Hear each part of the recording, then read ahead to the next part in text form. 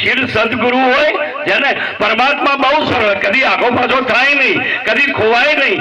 અને ઘણી વખત મારા મહાપુરુષો કે આપણાથી જુદો નથી, પણ કોના માટે? જેને સદગુરુ, એના માટે. જેને સદગુરુ શિર ઉપર નથી એના માટે નહીં, એના માટે જ્ઞાન ખરું, પણ આ તો નહીં, પ્રેક્ટિકલ તો નહીં, થિયરિકલ. કદાચ થિયરિકલમાં બોલવામાં કદાચ એવું કહ્યું હોય તો કહી દઈએ, પણ એનાથી મેળ નહીં આવે. એટલે કે સુગમ સુગમ શામળિયો વાલો શિર સદગુરુ હોય જેને દૂર મતીકો દેખત નહીં.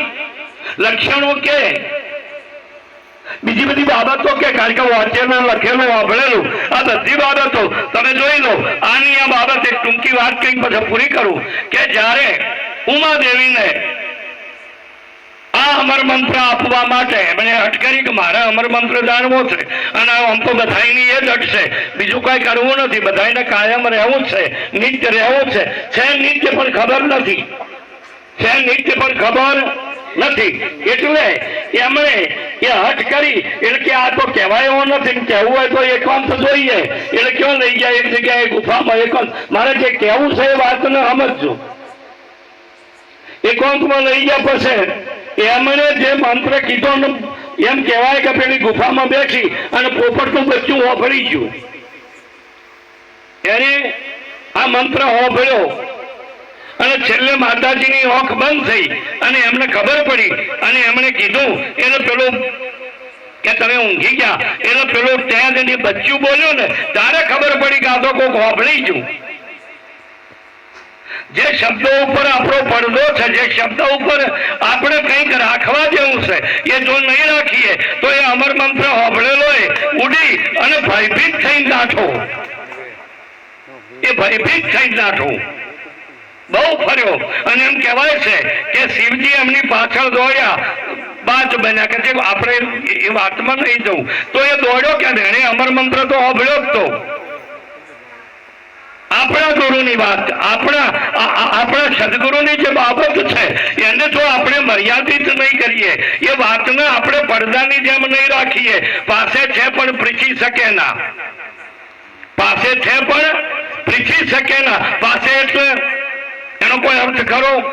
તમે એક કાગળ વચ્ચે એટલું જાય તો પણ એ અંતર કહેવાય, તો જુદો કહેવાય, પાસે ના કહેવાય, એ દૂર છો કહેવાય. પાસેનો અર્થ જ એનામાં હોય તો પાસે, પણ પાસે છે પણ પરીચી શકે ના. બધાને ખબર છે, આપણે કહીએ ને હોભળીએ ને તો એના ભીતરમાં કે બીજો ભગવાન છે જ નહીં, પણ એ એનું પ્રેક્ટિકલ નહીં, થિયરિકલ શું છે, હોભળ્યું છે. એટલે કહેવા માત્ર જયારે એ સ્થિતિ એનામાં આવી જાય ત્યારે એની આખી, અને એ સ્થિતિ સુખદેવને ન થઈ તે ના જ થઈ.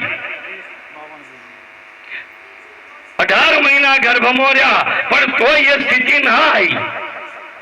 અને જયારે જન્મ છો ત્યારે ગર્ભનો જ્ઞાની હતો. એટલે એવું કહેવાય કે આમ તો બધા ગર્ભના જ્ઞાની તો છે જ, કારણ કે જ્ઞાનીની આમ કોઈ એમ કહેતું હોય કે મને જ્ઞાન છે પેલાને નથી, તો એવી વાત તો નથી જ.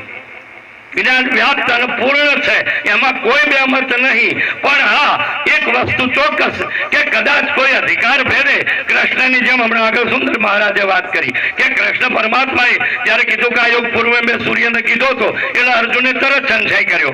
એ અનાદિનો છે અને આપણે બે તો આજકાલના છીએ. એનો સંશય છો કે ના છો? એટલે મહાપુરુષોની વાત ઉપર સંશય થાય, કારણ કે આપણે જો એ અધિકારને પ્રાપ્ત ન હોય તો એ થાય આપણને.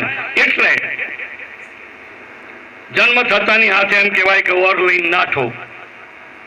અને ઓય પણ મારે એ જ કહેવું છે કે ઘણા આવી રીતે નાઠા છે, પણ જો સુધી જનક જેવો કોઈ વિદેહી સદગુરુ સાચો પ્રાપ્ત ન થાય ત્યાં સુધી આ જે આગળ મહાપુરુષોએ, કારણ કે સુંદર ઈશારા કર્યા, એમણે સુંદર ઈશારા કર્યા, એ સ્થિતિને, આ એક સ્થિતિ છે, એક ઘટના છે, આ જીવનની એક ઘટના છે, કોઈ શબ્દો નથી, કોઈ શબ્દો નથી. અને એ ઘટના જેના જીવનમાં ઘટી છે, જેને એ સ્થિતિને પ્રાપ્ત કરી લીધી છે, એના ભીતરથી એના, કારણ કે કોઈ પણ બાબત એના લક્ષણોથી ઓળખાય. શેનાથી ઓળખાય? એના લક્ષણોથી ઓળખાય. એટલે જ્યારે લક્ષણો જોઈએ ત્યારે એ વાતનો ખ્યાલ આવે.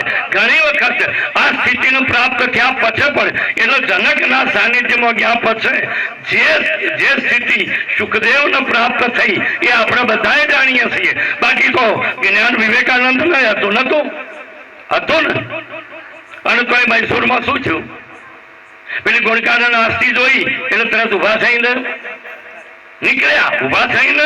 નીકળ્યા. ટૂંકમાં તો મારો કહેવાનો હશે આપણી સ્થિતિમાં આ અધ્યાત્મ માર્ગ એટલે ફક્ત પોતાના માટે, ફક્ત પોતાના તરફ. અને જ્યારે આપણે આપણા માટે જ આપણે આ સ્થિતિને પ્રાપ્ત કરીશું તો પછી આનંદ ગોતવાની જરૂર નથી. તો પરમાત્મા દૂર નથી અને નથી. જે ઈશ્વરને આપણે જોવો તો એ ઈશ્વર હવે જોવા જેવો નથી. કારણ કે જોવા માટે દૂર. હવે તો ભેળો ભર્યો છે, એને જોવાનો શું હોય એ જાણી લીધો, સમજી લીધો. હવે તો મોજ કરવાની, આનંદ કરવાનો. અને આ ઈશ્વરને જેને માણ્યો છે એના માટે ના નથી. પણ કદાચ જો એનાથી અજાણ્યું હોય તો જો આપણી વૃત્તિ શાંત થતી હોય એવા કોઈ સંત સદગુરુના સાનિધ્યમાં જઈ અને બીજું કઈ કરવું નથી, ખાલી દગુલો થઈ જાઓ. તમે જેવા છો એવા દર્દી બની જાઓ. ડોક્ટરને કોઈ કહેવું નથી. અને જે દાડે દર્દી બન્યા ને એટલે તમારા રોગ નિર્મૂળ થવાના માટે જે દર્દી બની ગયા એમના રોગ મટ્યા છે. અને જે દર્દી બની અને ડોક્ટરની પાસે ગયા છે એ પછી બીજું કોઈ લોબું પોળું બોલ્યા નથી. એટલે શ્રુતિ કે શ્રદ્ધાવાનમ જ્ઞાનમ લભ્યતે. અતૂટ શ્રદ્ધા, અતૂટ બાબત જેના જીવનમાં આવી જાય એના સદગુરુ જે છે એ જ છે, બીજું કાંઈ છે નહીં. એના સિવાય હવે તો મારે બીજું કાંઈ બચ્યું નહીં. એટલે આવી સ્થિતિ પ્રાપ્ત થાય તો બસ જીવનમાં આનંદ. એ સ્થિતિ જેણે પ્રાપ્ત કરી છે એને લાખ વંદન. અને હજી આપણે એનાથી વંચિત હોય તો મોડું થયું નથી. થયું નથી.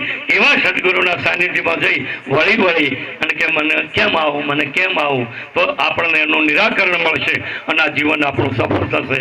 આજે ખરેખર મહાપુરુષો હજી ખૂબ છે એટલે આટલું કઈ વાતોને પૂરી કરીએ. સદગુરુ મહા